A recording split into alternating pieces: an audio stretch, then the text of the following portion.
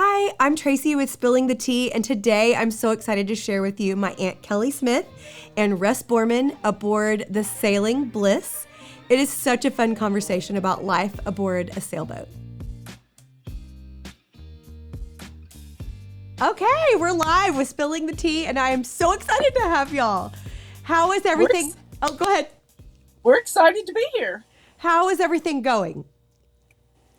Going wonderfully. Yeah, it's been going great. We left Annapolis, 6 weeks ago, and we've just been taking our time, cruising down the coast, stopping at some of our favorite towns, and we took time out to go to Texas for Thanksgiving, and now we're back in Florida. So one of the things that I think is so cool about what you guys are doing is that, a lot of times we have dreams, right? We have dreams about what we want to do with our life, but very few people actually follow through with their dreams. Why did you choose sailing, and how did you get to this point and what were the steps like? What was the hardest step of just making the decision to do it? Well, in my case, I did this for 10 years, quite a few years ago with family. And it was the best part of my life. And my goal has been to get back there. And I just set a goal to do this, and was hoping for a timeline, but it just happened. We ended up meeting on Sailing Singles. That was, I guess, one of the steps, hoping to find somebody, and I found my sailor, and we've been pretty much sailing. We started sailing together about 6 months after we met, and been sailing together ever since. And I'm sure Russ can elaborate more on that. Yeah, I took a slightly different route. So Kelly's been sailing most of her life. I only learned to sail 11 years ago, and then I bought a boat and decided on a whim to take it on a trip down the coast to Florida for the winter, and I just absolutely loved it. And so when I went back to my home in Virginia, I sold everything and moved on to my boat, and I've been living aboard a boat ever since.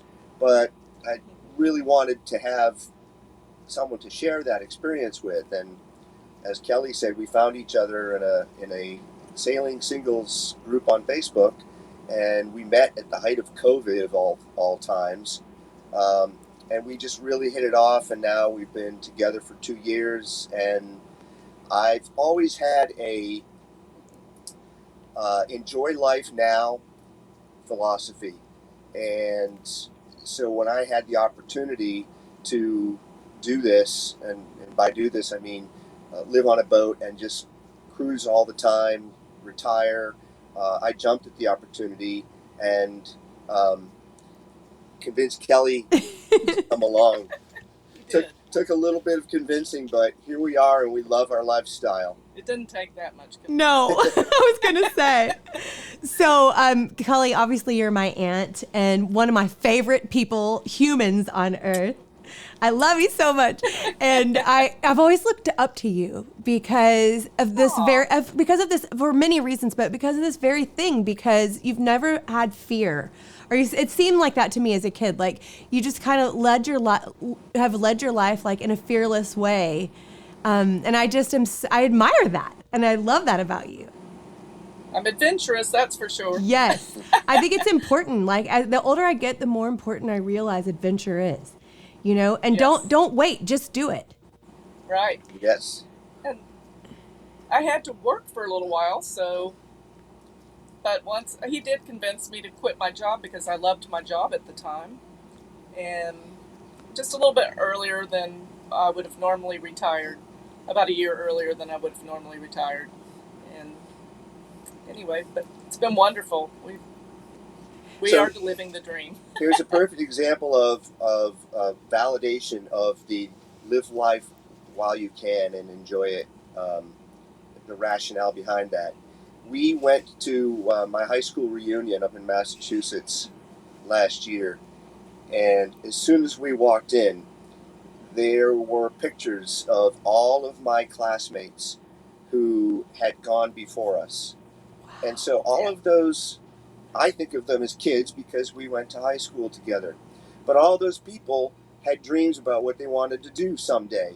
And you have to realize that someday might never come. And so that's why I've adopted that philosophy. And I think that's what we're living now, is just enjoy each day and and love our life. Yeah.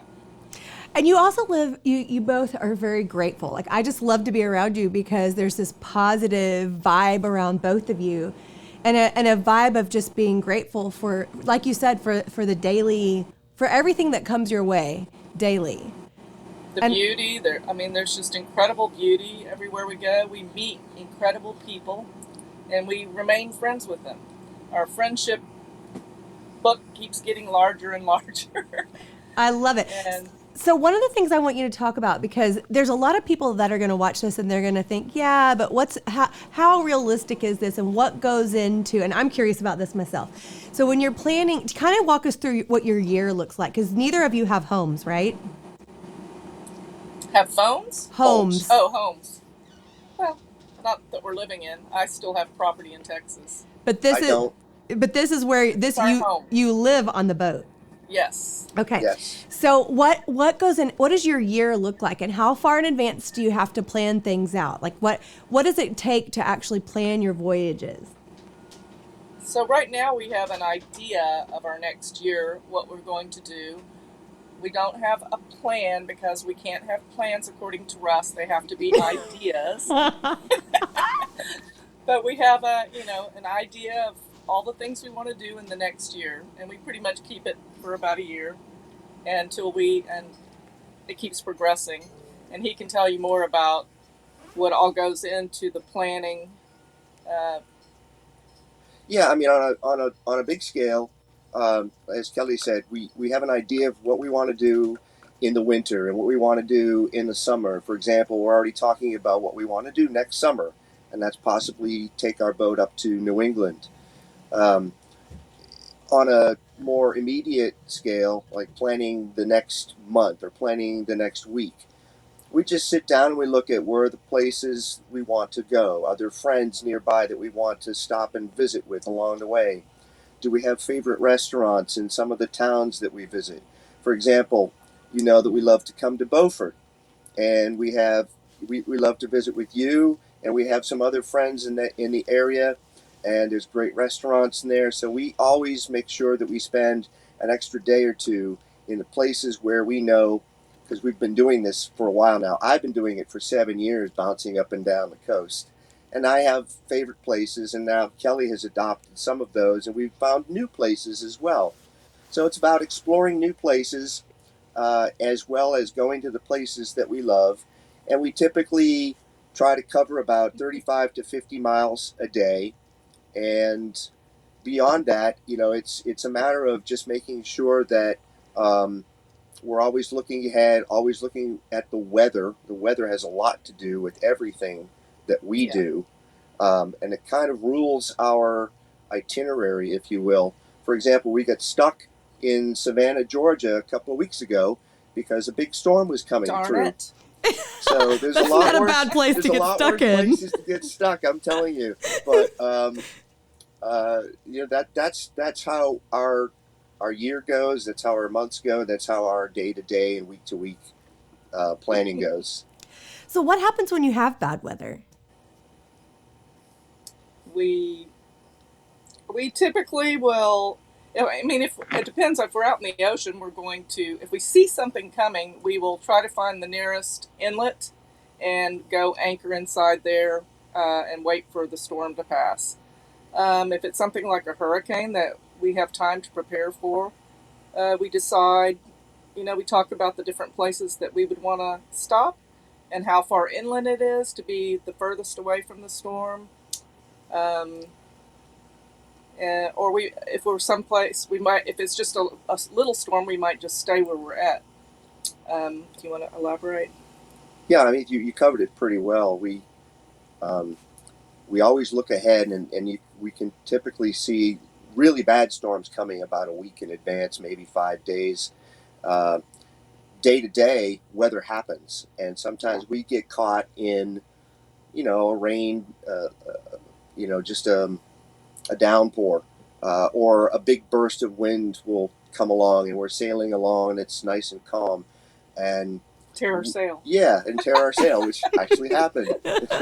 And then we just make sure that we are prepared to react and respond to those situations.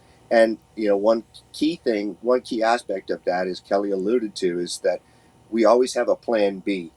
Even if we're out in the ocean, we're always looking at, okay, if some bad weather happens, where are we going to duck in? So it's not all just set the sails and kick back and relax. We're always aware and alert as to the conditions that await us, and so we have to make sure that we know where we're going to go if some bad weather happens to come our way. And sometimes, when you get on an airplane, they say the emergency exit, the nearest one might be behind you. Well, sometimes the smartest thing for us to do is to just turn around. And that happened to us last year when we went to the Bahamas. We were on our way back, and a big hurricane was headed towards Florida. And we just looked at each other and said, I think we should just turn around and go back to the Bahamas. And so we did. I had no problem with that. I was going to say that. I was going to say that doesn't suck. No. It was great. So is that kind of the plan? Do you spend your winters in the Bahamas, and then you sail, and do you stay on the East Coast, and why? I'm gonna let you go with that one. Yeah. Generally speaking, we spend our summers in Annapolis. That's been my routine for a long time. And then when I introduced Kelly to that, I used to live there. Yeah, Kelly has history in Annapolis, so and then she adapted to our summers in Annapolis. And by summer, I mean usually we arrive in June or July, and then we leave in October. My two daughters live near Annapolis, and we have lots of friends in Annapolis as well. So it's a very enjoyable, and it's an easy place for us to hang out for the summer. But the minute the weather starts to turn cold, we are out of there. we head south, and south might be the Florida Keys, it might be the Bahamas. We've even talked about maybe going to the Dominican Republic someday, down to Panama. This is in line with what Kelly said about we have ideas and not plans, because we could get to Florida with the intention of going to the Bahamas and decide that, you know what, I think we'd rather go to the Dominican Republic, or I think we'd rather turn around and go west instead of east, and maybe head for Mexico or someplace like that.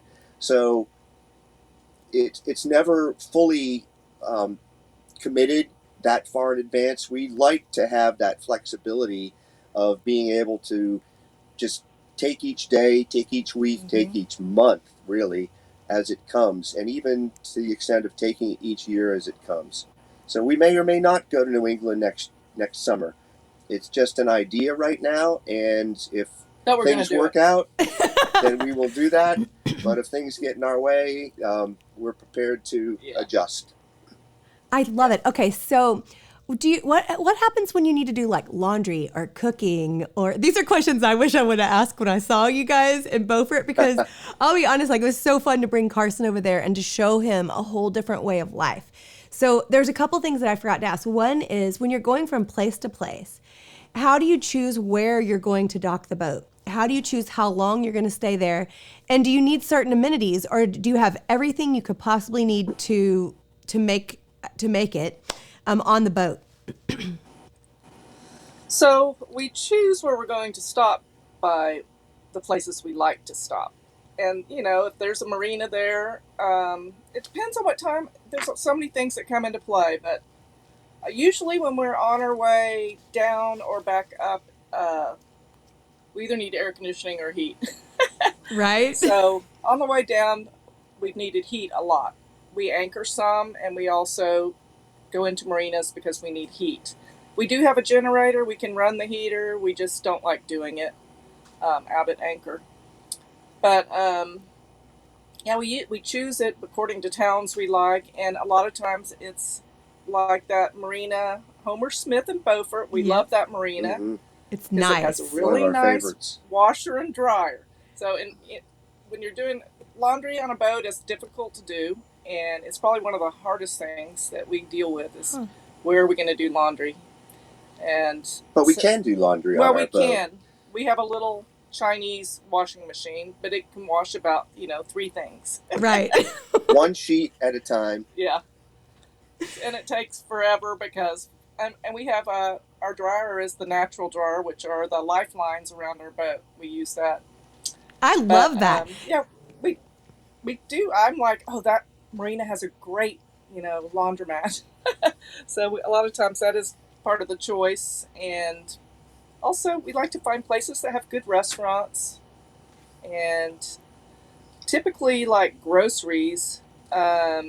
We can use Instacart now. That's a wonderful thing that's come about, in the, I don't know how long it's been around now, but where we order the groceries and they deliver them to the boat. Wow, I never thought about that. Yeah. So we use that a lot. Of course, they don't pick out the produce that you would pick out. So that's been an issue. I still prefer to go to a grocery store and get my own produce, but it's not always feasible. So we're probably going to do that today. We need to get groceries because we just got back. So do you cook on the boat? Yes. And typically he barbecues the meats, especially if it's hot. We do a lot of, barbecuing of the meats, and I do the sides. But yeah, we have a 3-burner, a nice gas stove, and an oven. And he's the baker. We have a pretty large freezer, so we can carry. Like last year, when we went to the Bahamas, we took pretty much all the. We didn't even use all the meats that we took down there. Well, we came back with 2 steaks. Yeah. I don't know how that happened. And our refrigerator's pretty large also. It's just kind of a pain because it's real deep and you have to like dive in to get it, or you have to pull everything out to get one thing. Right. And we found these little baskets at IKEA that we put in there that help with that we can just like have the veggies in this basket, the cheeses in this basket, the eggs in this basket. So now everything that Kelly's been talking about is mostly relevant to the U.S. When we go to the Bahamas, there's some differences. There are no marinas. We're always anchoring somewhere. That's true. And we're always like people who live on land. I call them dirt dwellers. Dirt dwellers. It's difficult for us to even get groceries because it's an ordeal. You all, when you live in a house, you just get in your car, go to the grocery store, you're there for 20 minutes, you come home. For us, we have to get in the dinghy, go to shore, find a grocery store. Sometimes it means we have to walk a mile. Sweat. Wow. We have to carry all of our groceries, then get them back to the dinghy, take the dinghy back to the boat, unload the groceries from the dinghy into the boat, unload the groceries from the boat into the refrigerator. It could take us 4 or 5 hours it's a day thing. Just to stock up on groceries when we're outside the country. And so the dinghy. Yeah. Just going in the dinghy sometimes can be dangerous. An adventure. Yeah. Yes. I love that. I never thought about the challenges of that, being in another country like that. And having to get groceries, like that's something I would have never thought to ask about. And that to me, you guys, that'll keep you in shape, right? It's all challenging. Yes. But we call it boat yoga. And we just budget that time. We'll say, oh, we're getting low, and we make a grocery list that we both share, and we'll look at our situation and say, okay, we're going to need a grocery stop in the next 2 or 3 days. So again, that comes into the part of the planning process. From day to day, we might be somewhere that is 2 or 3 days away from groceries, and then we have to realize that, okay, well, we need to start heading towards the island that has the grocery store, because they're not everywhere. No. And some of the grocery stores in the Bahamas are less stocked than your local convenience store. Oh my gosh! Some of them only have a couple of 3-week-old onions in them. So it's not real fresh produce for sure. So there's a level of adapting that we have to do once we leave the United States. There's no more Instacart. There's no marinas to plug into. We're out there. We're off the grid. Now we have solar panels that help with our electricity Wow. and our electric needs. We can make fresh water from salt water with an electric powered That's awesome. desalinator that we have on board. So we're largely self-sufficient, but yeah, we do have to stop for groceries now and then. So We're how going long? to change that a little bit. Sorry. How long does it take to get when you're leaving the U.S. and you're going to the Bahamas? How long does it take? What's you? Well, from where we leave, it's about 55 miles. So it's only what we call a day sail. It's a full day. So we get up just before sunrise, we lift the anchor, and then we head for the Bahamas. And then we'll get to the Bahamas around 2 or 3 in the afternoon, in time to check in with customs and immigration. But yeah, it's only a day, but that might sound like a long trip to people. It does to me. Hop on a plane and get there in 45 minutes. Right. For us, it's a whole day on the boat. And that's just to get to the closest island that we would check Right. in. It's usually not someplace we're going to stay very long. It's just we're just getting into the country and where we feel safe. Basically, we're in shallower water. We're not in such deep water. And What is that process of checking in? Do you have to do it ahead of time? Like, do you have to let them know? Like, like when you're I travel in private planes sometimes, and you have to file a flight plan. Do you have to file any kind of plan when you're going into another country? No. No, but what we have to do is go online to the Bahamas website for immigration and fill out in advance our immigration and customs forms, so that when we get there, 80% of the effort is already done, and we just show up with our passports and we give them the control number for the immigration process. And then after we go through immigration, we go through customs, and usually they're in one of the places we go to in the Bahamas to check in is Bimini, and the two places, immigration and customs, are about a half a mile walk apart from each other. So if you forget something and you have to go all the way back to the other place, it's not like just going down the corridor. It's a bit of an effort involved, and it's hot. And if you need anything printed, forget about it. So we have a printer on board our boat. Now we do. We didn't the first time. Yeah. I imagine you learn as you go, right? Yes. But normally the check-in process is not Pretty simple. not that complicated or time-consuming. Having done it several times now, we know what to expect, and it's fairly easy. What's the most beautiful place you've been? Beautiful place we've been. That we've been together.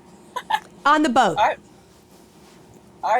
Well, it's the Bahamas. That's Yes. why we love to go there. The waters, it's one of the most beautiful places in the world.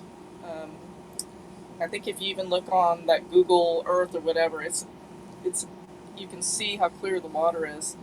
It's shallow and it's beautiful.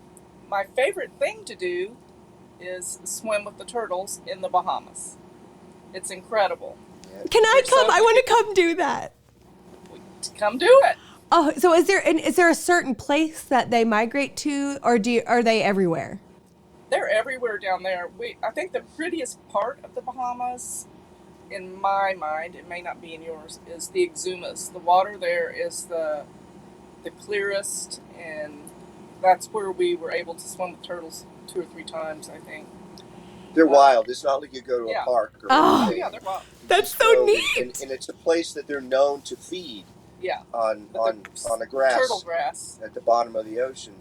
And it's only in about 10, 15 feet of water. So we could just take our dinghy there, put our snorkeling gear on, pop in the water, and there they are. Yeah. And you just swim around, and they're perfectly fine with you being in their habitat? Yeah. In some areas, some places they're afraid of you. I think this one place, the place he's talking about, they're used to people coming there, so they're not fearful of us. They just gotta act like ignore us, basically. Yeah. So when you're in the Bahamas, do your days, are they pretty much the same, or do you do different adventures?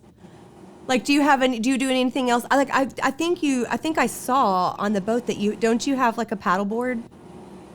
Oh yeah. If it's the water's calm enough, love to paddleboard.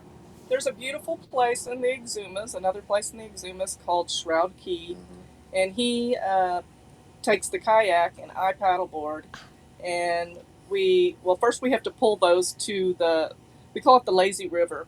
I'm not sure, it's just Shroud Key something. Yeah. It's a long, winding kind of saltwater river that goes through there, and you see sharks and turtles, and it's real shallow. I mean, parts of it are And crystal clear. crystal clear. And it's tidal, so that when the tide's going out, you ride with it. And when the tide comes back in, you ride the other direction. And at the very end is a place they call the washing machine, where the tidal flow just converges, and So there's like a beautiful. little bit of a whirlpool. And if you jump into the water in that whirlpool, it literally carries you about 100 yards out into the ocean and just spits you out.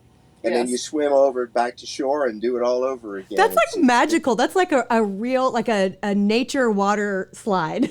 You know? It is. It's like a natural water park. It's something you'd see at Disney, only this is real. Right. And free. I love that. Yes. What an experience! Oh my goodness! So this is so fun for me because I've never had the chance to ask you these questions. So I'm learning all about your life as we talk. So this is really cool. So I've a kind of a tricky question. Who's the captain? We share that responsibility. You're both like this. No, I'm perfectly honest and not ashamed to admit that Kelly has been sailing much longer than me, and I respect her knowledge and her abilities, and she's very He's capable. much smarter than me, and I respect his knowledge. It sounds like a great team.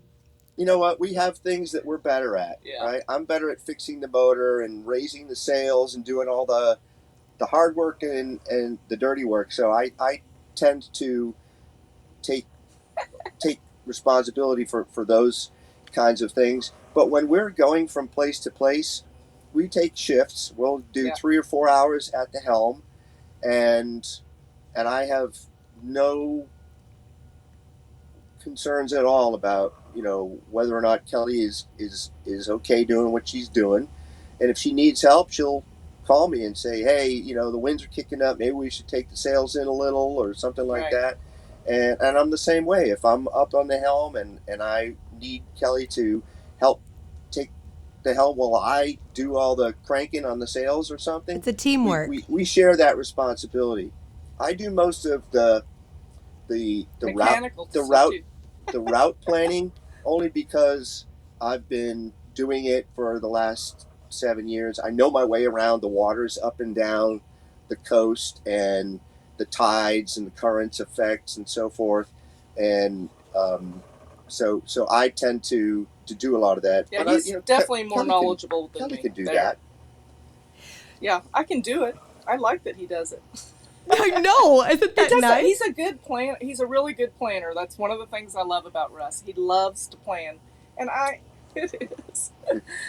It's nice to have somebody do that and be good at it, and we always end up having a great time at whatever we do. So The difference is when we're on land, and we went to Texas for Thanksgiving, and that's Kelly's realm, and she knows, she has her friends and her relatives there, and she knows her way around. So before we even went, I said, look, you just tell me where to be, and I'll show up and try to look pretty. You do the rest. he did I a love good it. job. Well, we always say that the women in our family, we call it the superior gene pool, and she's Yes. clearly the leader of that superior gene pool, and we all look up to her so much. So I have a question thank about. you. I love you so much. I have a love question you, about Trey. the motor versus the sail, Uh-oh. because sometimes you use the motor and sometimes you use the sails, right? Right. How And do, sometimes we use both. how do you decide? Is it like when you call it underway, right? So like if you were leaving, if you had your long trip like from Florida to the Bahamas, you're probably going to use both, right? Yes, we will use both. I mean, we sail when we can. It depends on how much wind we have. And we love to go offshore and go sailing, but that also depends on the seas and the timing between the waves and that type of thing. We don't want to be uncomfortable. Right. And A lot of it depends on the direction of the wind too. oh yeah, You know, which so way we're going. if we're heading generally south this time of year, and if the winds are coming from the south, we could sail by doing what's called tacking, which is zigzagging back and forth. But that's very time consuming, and I think we would rather just say, you know what, let's turn the motor on, get to where we want to be, and the other circumstance that can impact whether we motor or sail is whether we're offshore or in a part of the intercoastal waterway, which is inshore waterways that are all connected, rivers and canals and so forth. A lot of them are winding, especially through South Carolina and Georgia, where you're making a snake pattern all the way down. And it's very difficult to sail those waters, especially since some of them are very shallow too. And the channels that you have to keep the boat in are very narrow. So that's when we will motor as well. But there are places on the intercoastal waterway, the ICW, that are very saleable, and we do sail them when we can. We sail under bridges sometimes. I remember the that's first time neat. Kelly sailed under a bridge. What an experience that was. I for both watched of it. us. I watched it on YouTube. Yeah. Scary. We're not going to make it. Yes, we are. We're not going to make it. Yes, we are. We're not going to make it. I've sailed under this bridge 10 times. We're going to make it. I still do that though. I still do that because if the tide is high and you're going under a bridge, it could be. A lot of them are incorrect, that the height that they have it at, or they have these boards that tell you what the water's at and what the air clearance. Yeah, basically the clearance you're going to have at whatever tide you're at. And still, I'm like, we're not going to make it. We're only going to have. And then we may only have like an inch of clearance. Oh. People behind us are. I've had to ask a powerboat to wait for us to go through because they put off a wake, which could affect whether we hit the bridge or not. Wow. The boat will bounce up and Right. down. And That's when he watches us intense. come through, and he goes, "Man, you were close." He So goes, "I'm glad I didn't go through ahead of you." So to put it in perspective, our mast is 63 and a half feet above the water. And Wow. most of the bridges that we go under are only 65 feet. Oh. Right. So there's about a foot and a half of space that we have to play with, and that's That's when not very that's much. at a high tide. So when the tide is lower, we have more space to work with. But if there's a flood, then we have less space to work with. Or a So- king tide. So that's why sometimes we have to pay very close attention to the actual height of the bridge that we're going under, and some of them are, Not like, accurate. as Kelly said, they're a little bit too close for comfort. Right. But we have yet to hit one, so knock on wood. Yes. So I want to talk a minute about, because you guys, I've loved this. I love following you on social media. And I remember that video when you very first started. I remember watching that video and I was literally like holding my breath, going, "Oh, please let him make it into that bridge." So first of all, tell me what the name of your boat is and why you named it that. Well, I forget the story actually of Bliss. I remember the story. So we bought this boat shortly after we decided that Kelly was going to retire and we were going to go cruising together. And so we picked out this boat together, and we needed a name for it because we bought it from a French Canadian and had a French name, and we didn't like it. So we're trying to think of names, and one day we were just talking, and I said, life with you is bliss. Oh. And she said, "Oh, that would be a good boat name." And so, and the rest is history. And only shortly thereafter did we realize that bliss is also an acronym. And so that became sort of our mantra, that bliss, because life is so short. Oh. BLISS. How perfect is that? Yeah. So we named the boat. We have a friend here in Florida who made huge decals Kelly designed our logo. Love it. There it is. But there's meaning behind the logo too, because there's a lighthouse there. Tell us about the lighthouse. There's a lighthouse, there's a palm tree, there's a boat, and these S's are little waves. Oh, so cute. So the lighthouse is a lighthouse in Hopetown, and it's one of our favorite places to go to. Bahamas. In the Bahamas.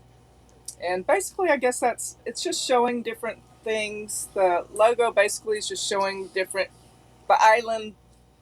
That's where we like to be, is in the islands.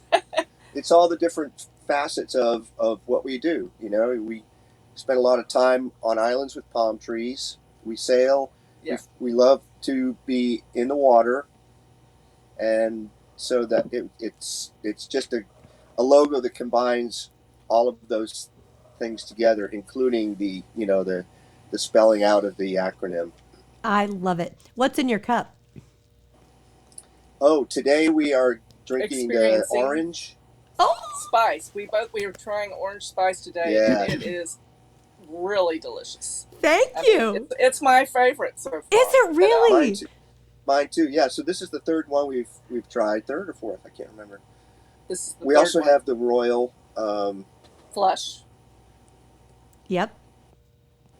And then we have the gray. Earl Grey. And then we have herbal one, which is it's the purple one. What's that one called? That's Esther Blue, and it's like sleepy time tea. I'm looking forward to that one. it will put you to sleep. Good. It has chamomile and lavender in it. So I love both of those. Yes. I know it's going to be delicious. It's going to be delicious. I love that you love that. It is one of my favorites too, because it smells and tastes like Christmas in a cup. Oh yeah. Oh yeah. It reminds me of Granny, actually. Oh. She was always she always made Christmas so special. One of the things, I don't know if you remember this, but she used to have, she would have a tea party for me every Christmas, and she would invite the girls around the neighborhood where you guys grew up in Houston. And she made Hershey bar pie, and we dressed up and we went Christmas caroling. And we would have like a Christmas tea. So the fun part was dressing up and eating the pie and Christmas caroling. But I have sweet memories of that. That's awesome. She was a great mom. She really was. She was a great. She always did. She did wonderful things. So she was a wonderful grandmom too. Yes, she was. She definitely was. Okay, so I also wanted to ask you a little bit more about, because I think it's really important. I'm thinking about like all the people out there that are going to watch this and think, I want to do that. I want to do that. I want to do that. So I think you guys are inspiring. I mean, just listening to your story and one other thing before we go to down this journey. So it was the living quarters. You're in close proximity to one another. So are there any challenges to that? Like, what happens if you get sick, or what happens if you're grumpy? You know, how do you deal with that when you can't really go very far? Well, as far as getting grumpy, I guess one person can go in the cockpit. We really haven't had any big issues. I love that. We've had a couple, maybe, in our whole relationship, and really, they don't last long. No, because life is bliss, right? It would be challenging for people that don't get along and are not made for each other, because it is very close quarters. And beyond just getting along together, working, we're together 24/7. Right. You know, so it's one thing if you get along with somebody and you go sailing for a day, but right. Day after day and night after night, continuously, you really need to have it figured out that how you're going to make sure that things don't boil over or things don't come between you. So, I mean, we can read each other. You definitely learn to read each other, and I have my thing. I paint. I paint in every spare moment I have, basically. And let's talk about that, because you paint on the boat, which is just incredible. It's a moving canvas all the time. Even when we're docked, it's moving. But I've gotten used to it, and I guess it makes it a little more abstract at times. But my paintings aren't abstract. But yeah, it's... Where can people find your art? Because it's so beautiful. This is one she did not long ago. Oh, I love it. That is beautiful. I love the turquoise in the background. It was very festive, but now we're into Christmas, so we've got We a gotta Santa change. Claus. Oh, the She Santa just did a Claus Santa was Claus, and that's going to get put up pretty soon. Santa Claus was unbelievable. When I saw that, I was like, I just wanted to go sit on his lap, even at 53 years old. Like he just had those jolly cheeks, and oh, it was so Yeah. good, so good. So Came where? out very happy, jolly. Yes, where do you paint? So we have two cabins on the boat. Well, two sleeping cabins, but we've turned the one that's forward into my art studio. When people come, I've got to find places to put everything, and it can be a really nice place for friends and relatives to stay. But other than that, it's pretty much an art studio, and I paint on top of a berth, which is a bed, and I just put plastic down, and I've got 3 easels, and I try to have 3 paintings going at one time. And Where can people find your art? I have a website, artdaykelly.com. DE in the middle, Art Day Kelly. And it's Kellly. Yeah. And it's also on various, like I'm with Fine Art America. They will make prints on demand, and you can get housewares and stuff too, like pillows. You can get blankets. You can get towels. You can get all kinds of things with my art on it. But Neat. I make very little money off of that. It's a passion, right? Huh? It's a passion. Yes, I love it. Yes. Yes. Okay, Art, tell me a little bit, Russ, tell me a little bit about how we can follow you. The Sailing Bliss, where can we find you guys and follow your journey? In a number of places. We have a sort of like a vlog or a blog on Facebook. It's called Sailing Bliss. We also have a YouTube channel, and we're just getting that cranked up. Really, we have maybe a dozen or so videos, and that can be found under Sailing Bliss as well on YouTube. We try to update our Facebook group at least 3 or 4 times a week. Sometimes when we're traveling, we will update it on a daily basis. But that's where we post a lot of the videos and photos of our experiences while we are traveling. So if anybody wants to follow along, they can just find us on Facebook under Sailing Bliss, and that's those are the best places. Yeah, you can put in hashtag Sailing Bliss, and it'll bring up a few places. Okay. But there is another boat named Bliss, and they have Sailing Bliss, but I don't know what country they're in. I think Norway or something. Is it Norway? Like that. Yeah. What about So your YouTube sometimes channel? things What are is crossed. what is it called? What's what? Your YouTube channel. Sailing Bliss. Okay. It's so cool. One of the things that I just love so much about, well, I love you guys anyways, but one of the things that I love about your journey is that you're truly an example of living with intention. And that's so important, is because in today's world, and it's easy to get bogged down in everyday life and to work ourselves to death, and to never be Yes. to never be satisfied. And it sometimes feels like we'll never have enough, and we'll never have enough, and never have enough. But watching you guys has just really reminded me that every day you choose to live with intention, and that is so inspiring. Yes. And we meet a lot of people doing the same thing. And one of the neat thing about sailors is they are all very willing to help each other. And when you go places, they help the people. It's just part of the journey, I guess. And we meet incredible people everywhere we go. Is Yes, that sir. your favorite part? Yes, one of them.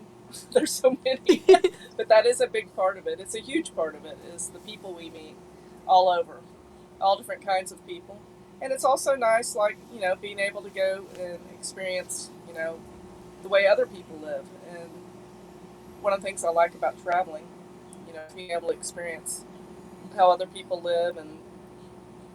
But the sailing community is a very tight-knit community.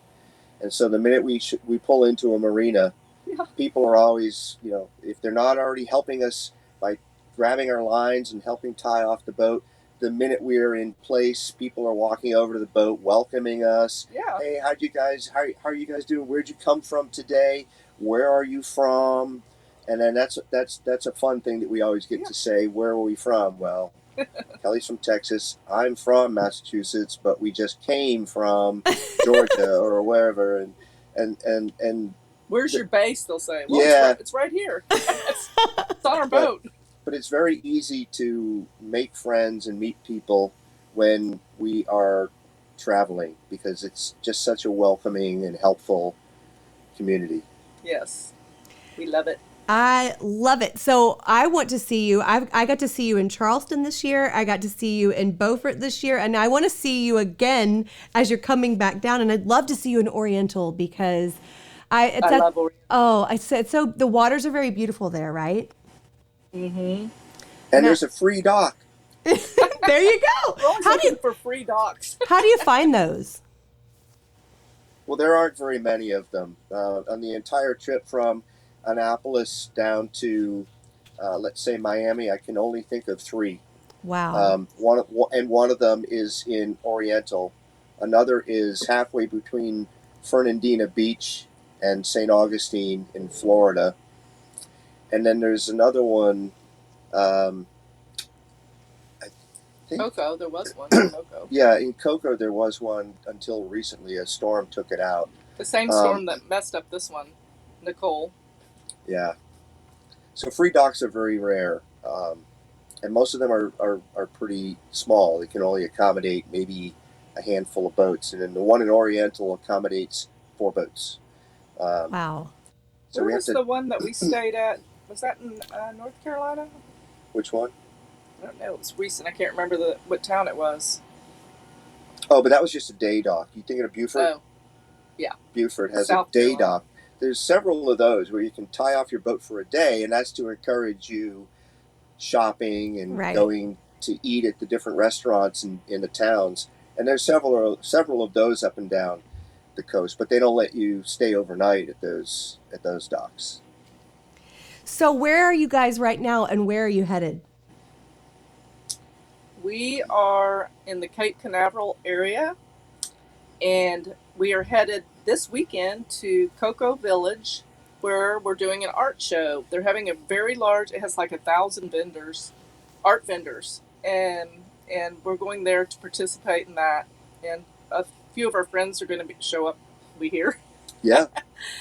and I don't know if you've ever been there, but that's a lovely town, Cocoa Village. I've never been there. Cocoa Village. Yeah, Cocoa Village. It's one of our favorite stops. Yes, we stop every time we go through. And it kind of reminds me of Beaufort in a way. But it has less restaurants.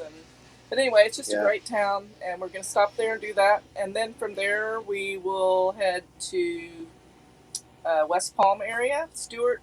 We love that area. Also, they have great, art shows and stuff. I guess we like to go to those and farmers markets, and yeah.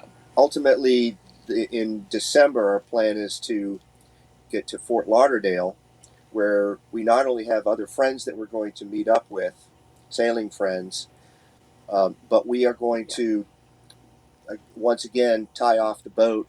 And this time we're traveling for Christmas. We're traveling to Virginia to spend Christmas with my new grandson, my 2 daughters, and their guys. Yeah. So that's our plan for. Or I used the word plan. I shouldn't have done that. I can't believe you did. I know you don't plan. It's your idea. We have tickets already, so I guess it's kind of that really is a plan. Yeah. How fun! Congratulations on that new. Don't you have another one coming too? Do you have another grandchild?